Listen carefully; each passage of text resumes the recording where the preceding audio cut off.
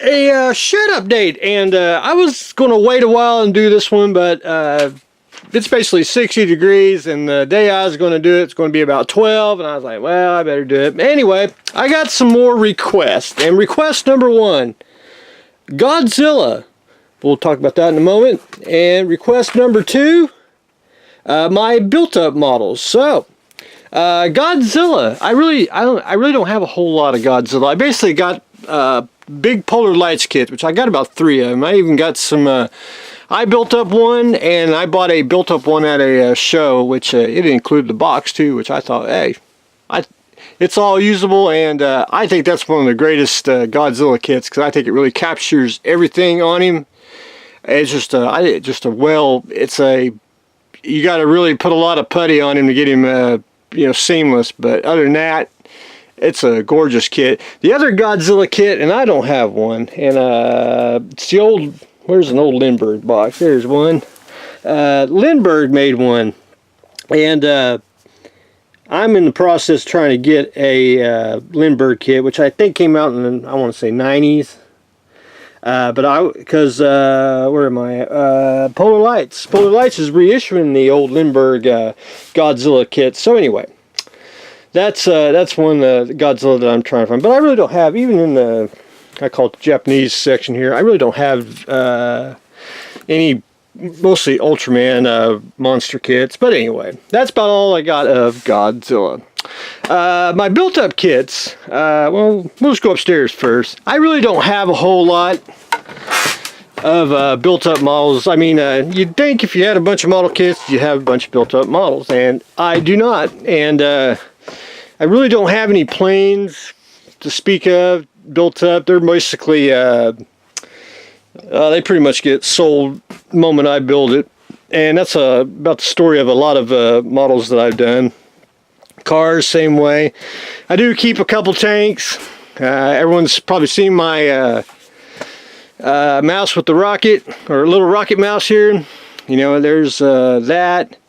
My pink tank of Prague, which that's actually an actual monument in Prague there. Anyway, just one of those little. It's one of them cheap little models that's actually pretty darn just slick to do. Then you don't see much of. That's the Sturt with the 50 cal variant. I can't think of I want to say Maxim or the Maxim turret, I think. Anyway, it's scratch built most of the hull. Try to fix everything on it, and then it just sits there. And I've got some other models like that are throughout here. Ever seen Mahogany Heroes tank? Built up the what's his name? Da Vinci tank, which was a must-had tank model that I had to have, and anyway, I liked it. It was fun.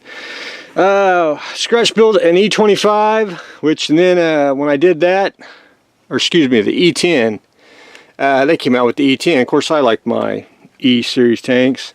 Scratch built. This is the Wolverine tank from G.I. Joe, which everyone was building like German and American tanks. I was like, I want to build something different, so I scratch built the Wolverine tank from Joe, which to go complement with the Joe model kits there. But anyway, and there's some other scratch builds throughout the place, throughout in boxes, and even scratch built the Ram Tiger, which I also have a vacuum form kit of the Ram Tiger from, God, what's their name? Air Models. Mine's different from theirs because I didn't want to make, didn't want to be accused of copying. But anyway, there's a couple of armor there. Not really anything, airplane wise, which that's usually in private collections. So we'll come down here. I really don't have a whole lot of science fiction ones either. I got my Scarlet Viper that I did for Fine Scale, which is in that book right there. I did the Rescue Raptor because I know everyone's going to build the brown one, and I wanted to build the orange one. I saw a picture of it for Blood and Chrome, and I thought, that's just pretty darn slick. But anyway, not a whole lot of, too much build. There's Buck Rogers I painted in the 80s. which I like these type of kits where you can paint them. You know, they do have them, but they just don't have, you know, the good subject matters like they used to. What else? Well, come down here. Junctum. That's just a combination of Gundam parts, which I think, you know, that's a very fun build. I'll have to do another one like that, just letting your imagination run wild. But anyway, there's that.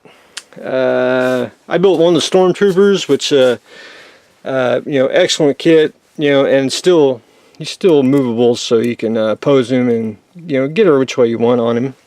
And who knows, we may, you know, paint a stripe on him if ever a movie comes out something different. But anyway, there's Mr. Stormtrooper. You've probably seen my Franklin, which I did the Mako on it. And he is wired up, and he does light up, but I don't have a battery out here. But anyway, there's that. I usually, I'm just kind of surprised. The starships usually go really quick out of here for some reason. But anyway, the Mako is, I'll find a home for it, or it'll just be a antiquity here in the art. Captain Cardboard's D7, which I just need to finish sanding it. It just really needs just a quick little sand and a paint job, and then it'd be over. And someday I may finish it. I was doing a bunch of big kits all at one time, and I finally got burnt out on it. And that's why we want to go a little bit smaller, so we don't get burnt out. Got some piddly ones, you know, Bird of Prey, the Marauder, the Little Defiant, which I named it the Orca, which, you know, I was going on my little fish name spree there. Anyway, that's a very fun kit. Very fun, very quick. It's just a fun model. That's one of those kits that highly recommend. Get it. It's just a great build.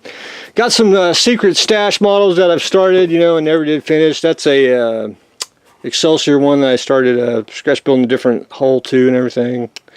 You know, it's just one. You can see the glue even getting old. That's a long time ago. But anyway, again, not a whole lot of built up stuff, you know. Just, you know, stuff random here and there. My Wingdanon space capsule from Wingdanon, Oklahoma, which is an actual, it's actually, that sits in the road, and that's almost pretty close. It's not 100% accurate, but it's close enough for what I want. It's actually made off of a cement mixer if you read the story on Wingdanon, Oklahoma. But anyway, I wanted to make that. I thought that was pretty darn slick. Figures. I don't build a whole lot of figures. I mean, I should, but I don't. Hex Marks the Spot, which I like these kits.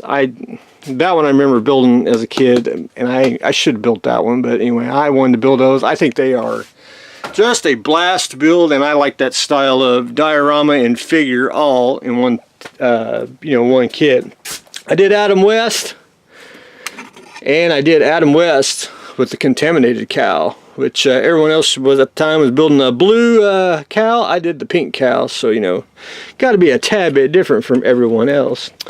I also got Bob Burns in here, which he is buried out here in the back. Which he probably should be up front. But there's Bob Burns, which I think is one of the coolest kits known to man, because, you know, he is a staple in the genre of the, you know, monsters and everything. But anyway, there's that. I built Elvira too, because, you know, I do like my women. But anyway, that's what I've got going on today. That's just a quick built ups. I got some in totes, you know, but I keep some in here just for, you know, just to keeping it real. But anyway, that's what I've got going on today. We are going around looking at the built up models that I got here in the Ark, and we were taking a look at Godzilla, and hopefully we can add the Lindbergh Godzilla to the Ark. So that's what I've got going on today, so stay tuned for the next exciting episode.